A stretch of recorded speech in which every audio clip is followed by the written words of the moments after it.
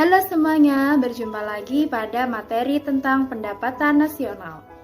Pada pertemuan sebelumnya, kita sudah membahas materi tentang pengertian pendapatan nasional, manfaat perhitungan pendapatan nasional, komponen-komponen pendapatan nasional, dan metode perhitungan pendapatan nasional. Pada pertemuan kali ini, kita akan melanjutkan materi tentang pendapatan per kapita dan distribusi pendapatan.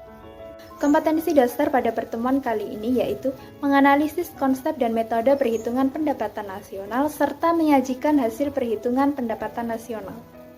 Untuk indikator pencapaian kompetensinya, yang pertama yaitu menjelaskan konsep pendapatan per kapita, memahami konsep distribusi pendapatan, menyimpulkan konsep pendapatan nasional dan pendapatan per kapita, serta menyajikan hasil analisis perhitungan pendapatan nasional melalui media lisan maupun tulisan.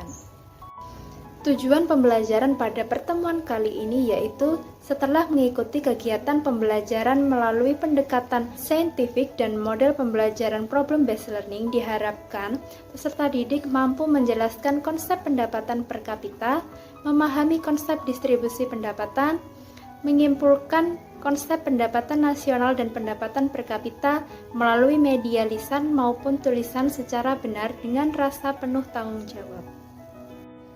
Sebelumnya, apakah kalian masih asing tentang apa itu pendapatan per kapita? Atau mungkin di antara kalian sudah ada yang familiar tentang pendapatan per kapita?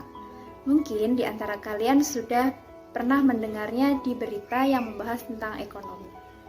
Sebenarnya, apa sih pendapatan per kapita itu? Mari kita bahas pada materi kali ini. Pendapatan per kapita merupakan indikator yang digunakan secara luas untuk mengukur tingkat kesejahteraan suatu masyarakat. Meskipun demikian, harus diakui bahwa tingkat kesejahteraan suatu masyarakat yang diukur dengan menggunakan indikator pendapatan per kapita mengandung beberapa kelemahan karena hanya memberi indikator rata-rata. Menurut pengertiannya, pendapatan per kapita adalah pendapatan rata-rata penduduk suatu negara dalam kurun waktu tertentu. Biasanya kurun waktunya ini dalam 1 tahun. Nah, untuk mengetahui besarnya pendapatan per kapita dalam suatu negara, kita harus mengetahui PDB atau Produk Domestik Bruto dan jumlah penduduk dalam suatu negara tersebut. Secara matematis, rumus penghitungan pendapatan per kapita adalah sebagai berikut. Pendapatan per kapita sama dengan Produk Domestik Bruto atau PDB dibagi jumlah penduduk yang ada pada suatu negara tersebut dalam kurun waktu tertentu.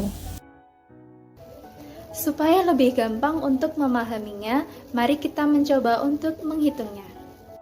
Misalnya, ada 2 negara, negara A dan negara B. Negara A memiliki pendapatan nasional sebesar 946.239 US dollar, sedangkan negara B memiliki pendapatan nasional sebesar 986.580 US dollar. Manakah negara yang lebih makmur? Apakah negara B lebih makmur? Jawabannya, belum tentu. Mengapa belum tentu? Karena kita belum menghitungnya melalui pendapatan per kapita. Pendapatan per kapita dapat kita hitung jika kita mengetahui jumlah penduduknya. Nah, seandainya jumlah penduduk pada negara A sebesar 278 juta jiwa, sedangkan penduduk negara B sebesar 324 juta jiwa, maka negara mana yang lebih makmur? Apakah negara A atau negara B? Coba kalian hitung berdasarkan rumus yang telah dijelaskan sebelumnya. Kalian bisa menulisnya di LKPD yang telah disediakan oleh guru kalian. Selanjutnya ada distribusi pendapatan nasional. Distribusi pendapatan nasional merupakan suatu pokok bahasan ekonomi makro yang sangat penting karena distribusi berhubungan dengan unsur keadilan, pembangunan, pertumbuhan, dan masa depan dalam pembangunan ekonomi berkelanjutan. Yang pertama, pentingnya distribusi pendapatan nasional bagi pembangunan ekonomi suatu negara. Yang kedua, mengukur ketimpangan pendistribusian pendapatan nasional. Yang ketiga, ada pilihan langkah kebijakan dalam distribusi pendapatan.